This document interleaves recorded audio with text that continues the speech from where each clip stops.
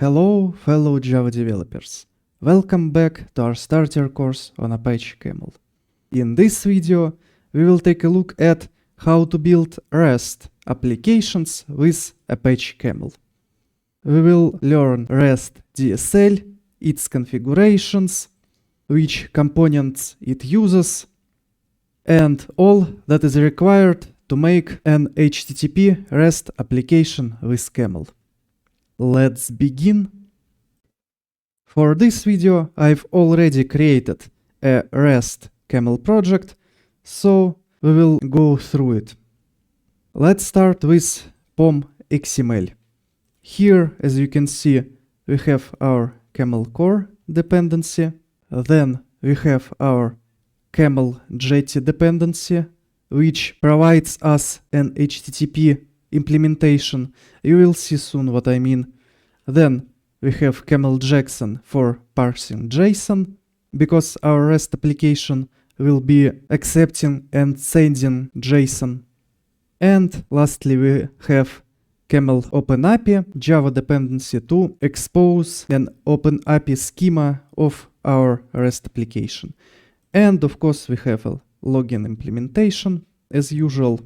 And as usual, we have our main class that creates and runs Camel context. Here we're adding only one route and one Camel bean. Let's look at them.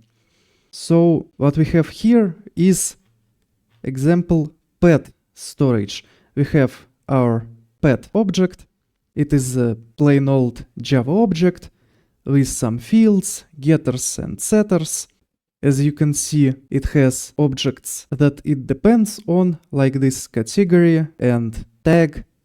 And we have pet storage service, which just stores our pets object in a hash map.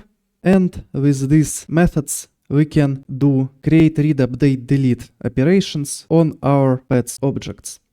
In a real application, of course, you will have something like database repository here as a storage. But for our example application, just a local hash map will suffice. So finally, let's look at our route. As you can see, here we have REST configuration and REST DSLs. We will look into them in more detail soon, but for now, note that these DSL elements can be used with just Camel core dependency, but they will not work on their own. You see, while Camel core dependency has all this REST configuration and REST DSL, the REST application itself needs some form of HTTP server implementation to do the underlying job. So we provided this Camel Jetty component as this HTTP server implementation. If we look into what options are available for REST configuration, we will see that we can specify component here like that. We can pass string Jetty in case we have multiple components that provide an HTTP REST server implementation. But we have only one, it is Jetty, so we don't need to specify it. And a conclusion is that despite you can use this REST DSL with just Camel core dependency, to make it work, you actually need some form of HTTP server Camel component implementation. If you go to REST DSL documentation, you will see this list of components that can provide an underlying HTTP server implementation. Now, when we've done with HTTP implementation for our REST application, let's look into the rest of this configuration DSL. What we have here is binding mode JSON, and we will look at it shortly.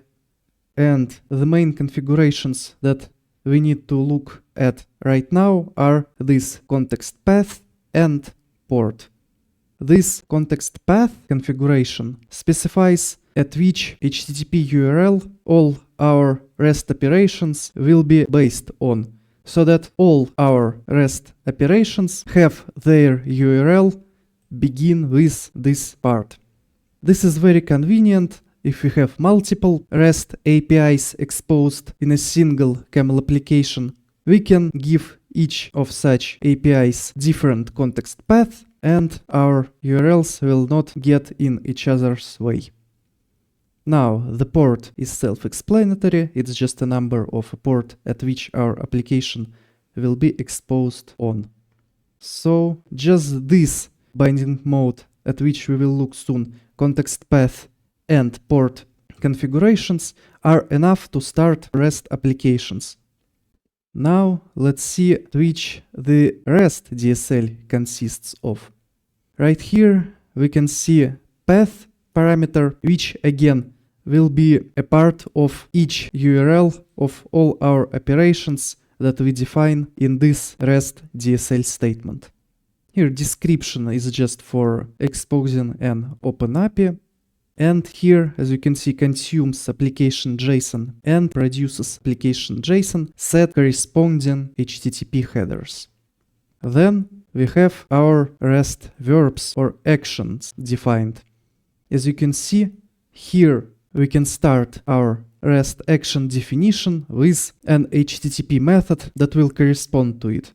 So here we have post definition, here we have get, put, delete, etc. We can have multiple of the same HTTP method for one REST DSL statement. As you can see here, we have get with ID, path variable, and get without this path variable that just gets all available entities. We will look at it soon. So let's look at the REST verb definition itself.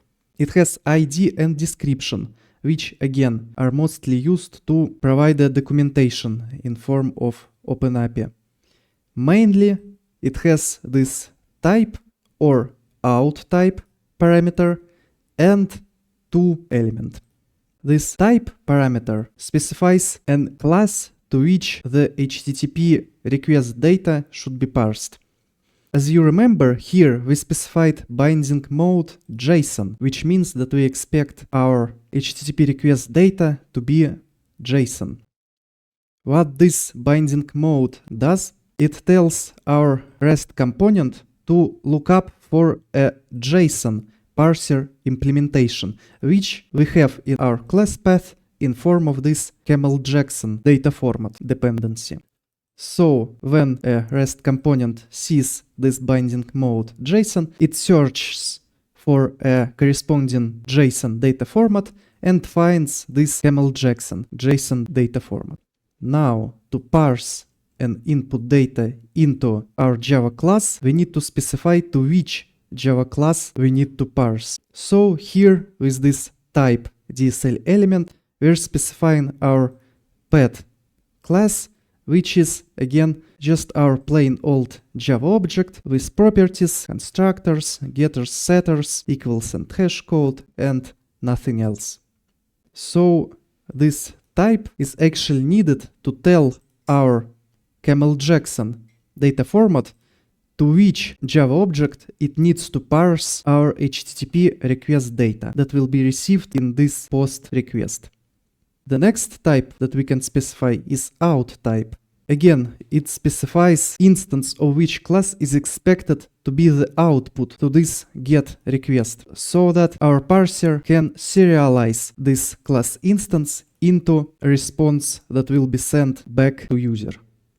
We can even have both type and out type in case we actually receiving JSON data and then answering with JSON data, but in this simple application it's not the case. So let's sum things up how parsing works in this REST DSL definition. First, in our REST configuration, we need to specify binding mode that corresponds to our inputs and outputs, and actually there are several binding modes. As you can see, we have JSON, XML, auto, which chooses automatically, no binding at all, and both JSON and XML. So we need to specify the corresponding binding mode and provide an implementation for it. For JSON, we did this in form of Camel-Jackson dependency. And then in our REST verbs definitions, we can specify type and out type and pass a class to which we want our HTTP input to be parsed, or which class instance we want to unparse back and return as a JSON response. Now to these two elements. As you probably guessed, these are definitions that start our camel route. So, as you can see here, these are DSL elements that define beginning of our camel routes. As you can see here, we have direct create path endpoint, which means that when our application at this path receives a post request, it will send the message to this direct create path endpoint, and the message start traversing this from direct create path camel route. And same with all the REST verbs definitions. As you can see, we have direct and then endpoint ID. As you probably remember, direct just sends message to the camel route. So what's happening here is when we receive a GET request, it is sent to this direct get path endpoint and traverses this direct get path route. This put request is sent to update path endpoint and traverses corresponding route, and etc. So this is how we can use power of the camel routes to process our REST requests. Now onto the routes themselves. As you can see, most of them just call corresponding example path storage method. As you remember, we added it as a bin in our camel context, so we use bin DSL element to access it. What's actually interesting here is that some of our REST endpoints URIs have this ID path variable, and sometimes we need to pass this ID into the method of our storage to get an object that corresponds to this ID. We're doing it by providing header.id. What camel actually does if it encounters this path variable, it stores value of the variable in message header with the same name as the path variable. So as you can see, we have this get and ID in curly braces. This means that whatever ID will be sent to us by user will be written by camel into the ID header. If you had something like this, for example, with longer path and several path variables, which most of the time is actually a bad practice, but we can imagine that we did that. In this case, camel will create two headers, one with ID name and the second one with photo ID name, and these headers will be filled with corresponding path variables.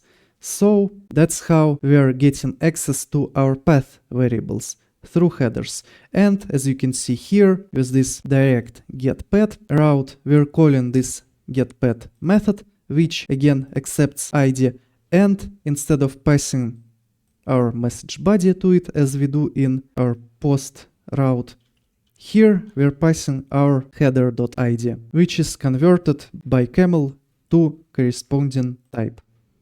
To understand better what happens in our routes, let's actually run our application and use Postman. Let me switch to it. Here it is, and see what's happening here. So we want to create our first path object. Here we have a JSON, and let's send it. And as you can see, our route returned this very JSON, but now it has this ID of 0, and actually if we do it once more, now it will have an ID of 1. So let's return to our camel route and see what is actually happening there. So let's stop application for now. First, what is happening is that our camel REST component starts our REST application at petstore/API/pet URL and waits for a post HTTP request at that URL. when it receives the post request, our binding mode tells it that it should parse a request into this pet class instance. So it does the parsing and sends the message with a pet object as a body to this direct create pet endpoint. At this endpoint, we're simply logging what body we've received, and actually, if we'll see into the logs, we shall see, let me find it, here it is. As you can see here, that's not quite JSON, because what it actually is, this received create pet request, and here is our body. So here it is, our message body, and what this string is actually this generated by IntelliJ to string implementation. So our message body is a pet object. To display it, this log DSL element calls toString, and as we've overridden our toString method, that's exactly what we have in our logs. So after the log, our route calls this createPet method in example pet storage. Here we just have a counter that increases each time we add a new pet to our storage. That's why we got 0 the first time and 1 the second time as our IDs. Then this ID is set on the pet object itself, and then the object is stored in a hash map. But here we don't return anything. The method return type is void, which means that our message body stays the same. It is the same pet object after we've called this bin method. But this pet object now has its ID set. And the body that we have at the end of our route is then sent back as a response to this post request. So again, here we have our body as pet object. Here we store our pet object, but we don't change our message body, and we set an ID to that object. And the same pet object, but now with an ID, is returned by this post element as a response. And of course, it is transformed to a JSON by our parser.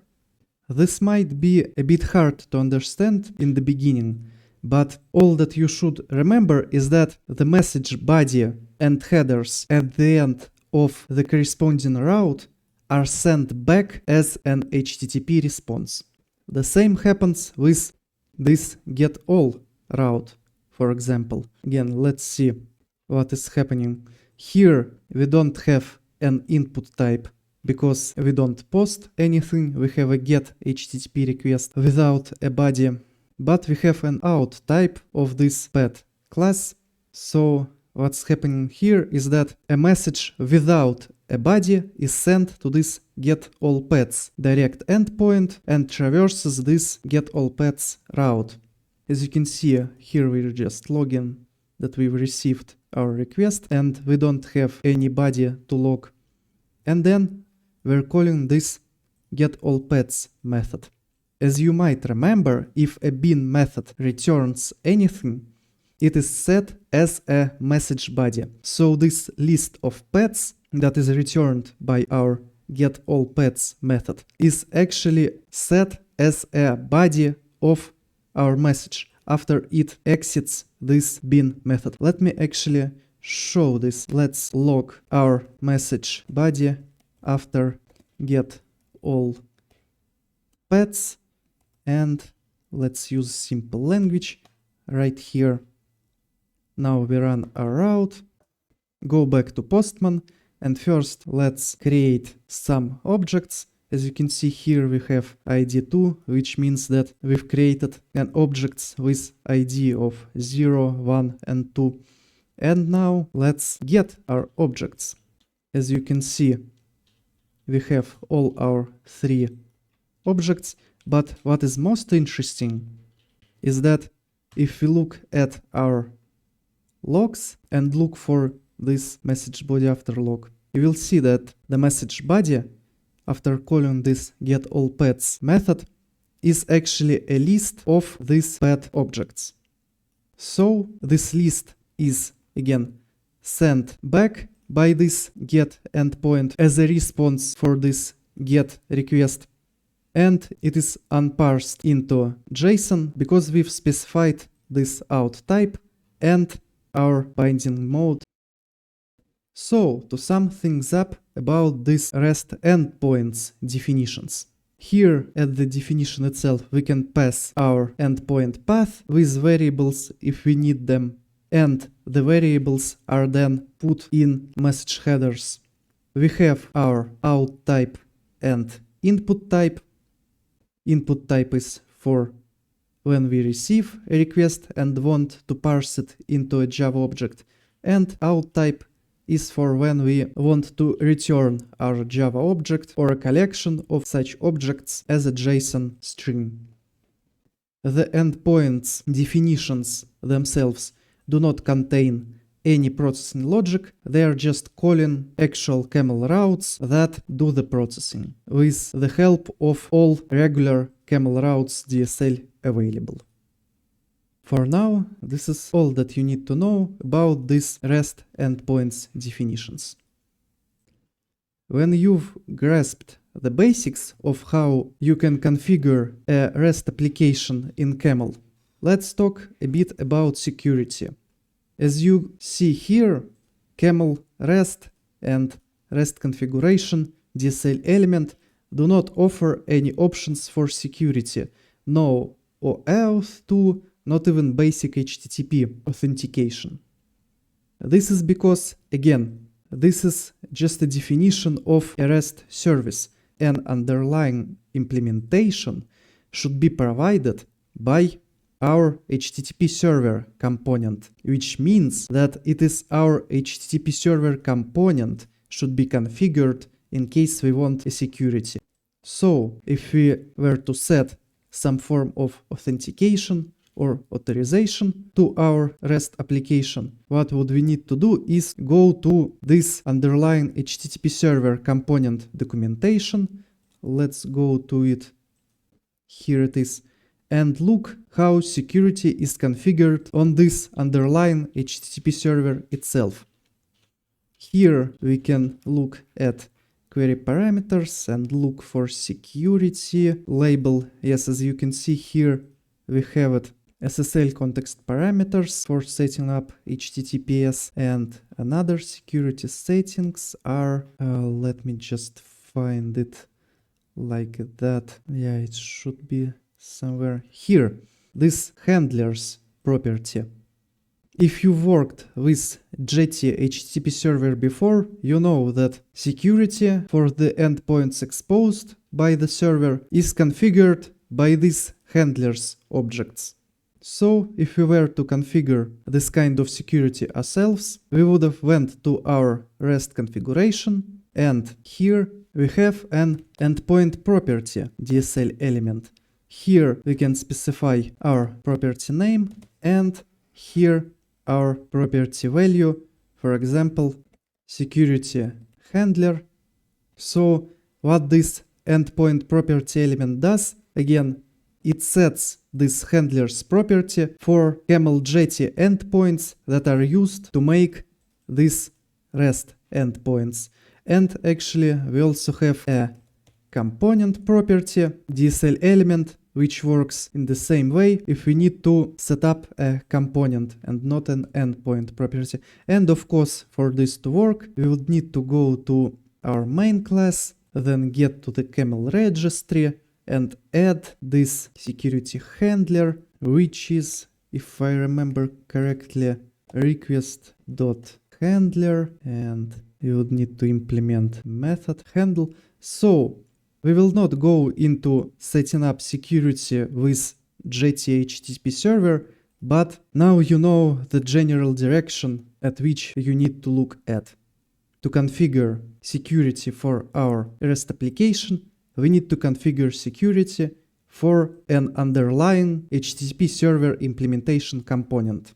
The component documentation should list options that are available for configuring security, And we set these options with endpoint property or component property DSL element, and then add all the necessary objects into our camel context. Now onto the next part, errors. Of course, for a real REST application, we need to have some error handling that sends an error description to the client if something goes wrong, and don't just returns error 500 and an exception stack trace. So the way of handling errors in our Camel REST configuration is actually the same as a way of handling errors in our Camel routes. We're using this onException DSL element, specifying the exception that we want to handle. Then we need to mark it as handled. Then we need to set some headers. This exchange.http response code header sets, as you might have guessed, an HTTP response code, and this content type header sets a content type string. And lastly, we need to set a body that will return as an error. Of course, we can have something like a general error handling implementation when we specify just an exception.class. It's less specific than JSON parse exception, which means that all exceptions that are not JSON parse exception will go into this onException logic. So that's how we can return an error description to our clients. And again, remember that the body and headers that the message has at the end of processing is returned as an HTTP response.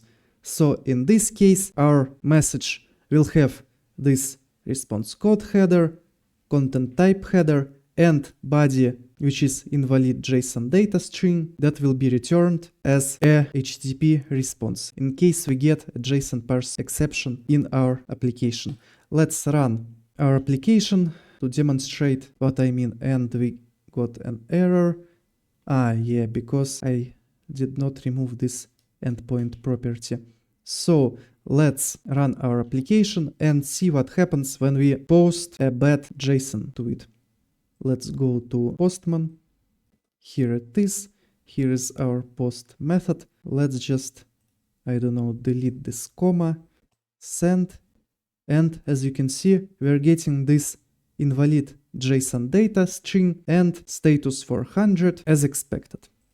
So as you can see, an error handling logic with REST DSL is quite simple. It's actually the same as for Camel routes.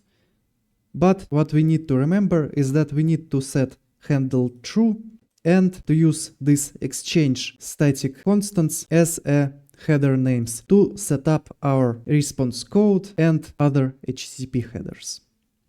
Sometimes we also need to return some non-standard headers or maybe another content type even if we don't get an error. Well, in this case, the process is the same.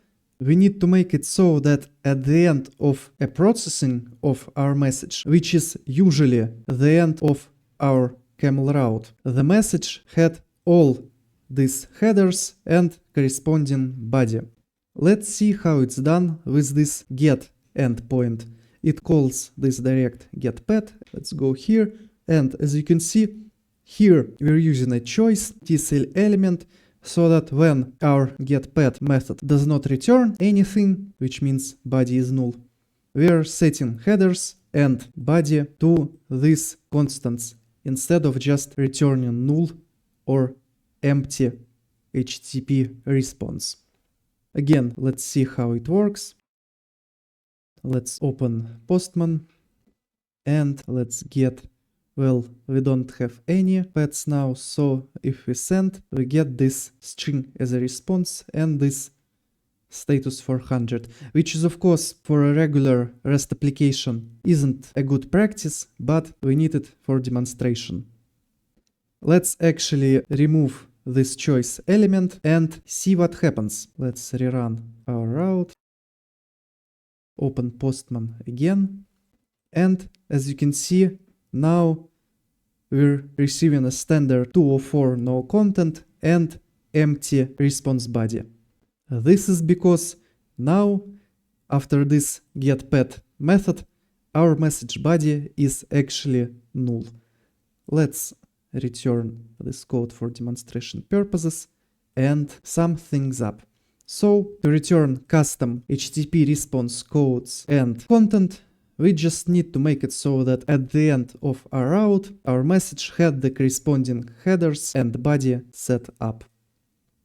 And the last configuration we will look at today is OpenAPI configuration. To enable it, first what we need to do is add this Camel OpenAPI Java dependency. It allows such DSL elements as API context path, API property, etc. to work.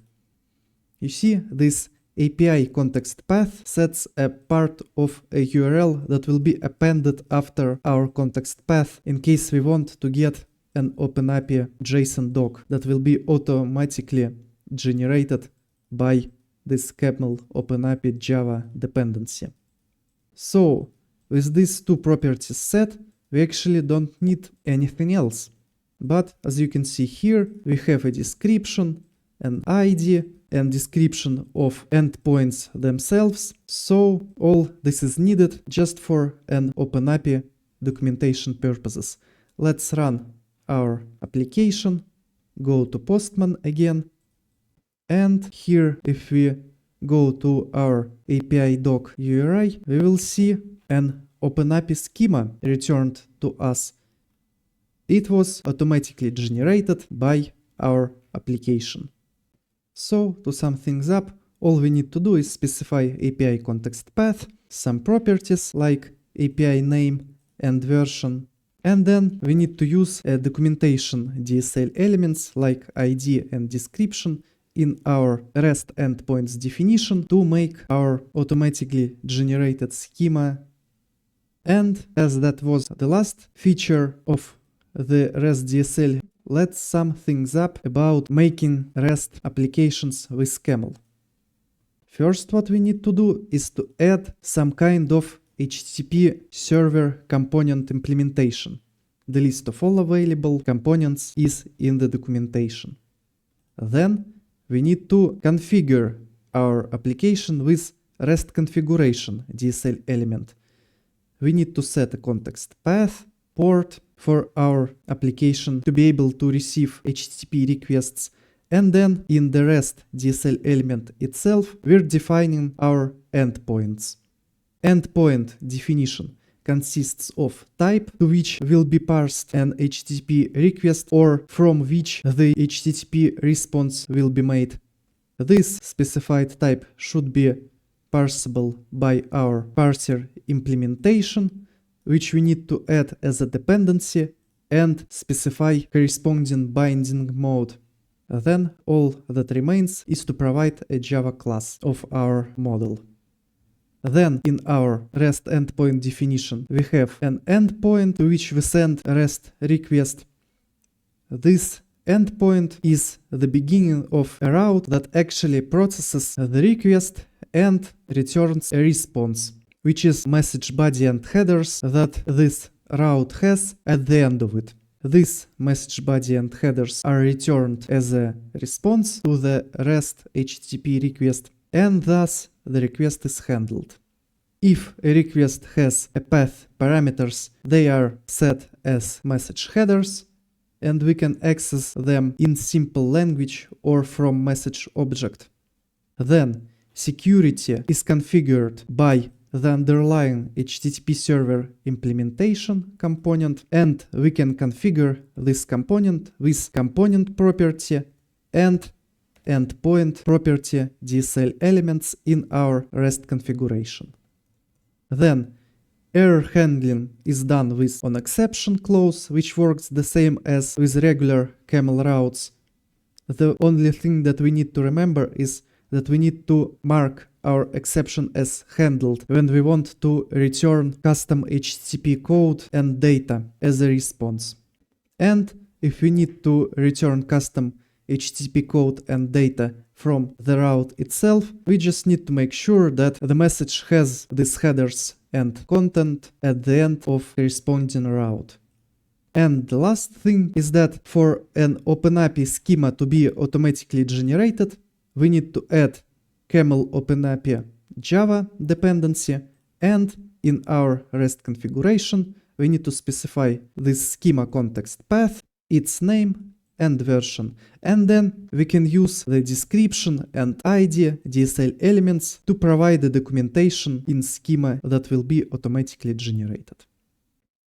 And with that, here's the end of our video on making a REST application with Camel. Thanks for joining. Be sure to like, subscribe, and hit that bell icon. And if you have any comments or questions, leave them down below. I will answer to all of those. See you in the next video. Until then, happy coding!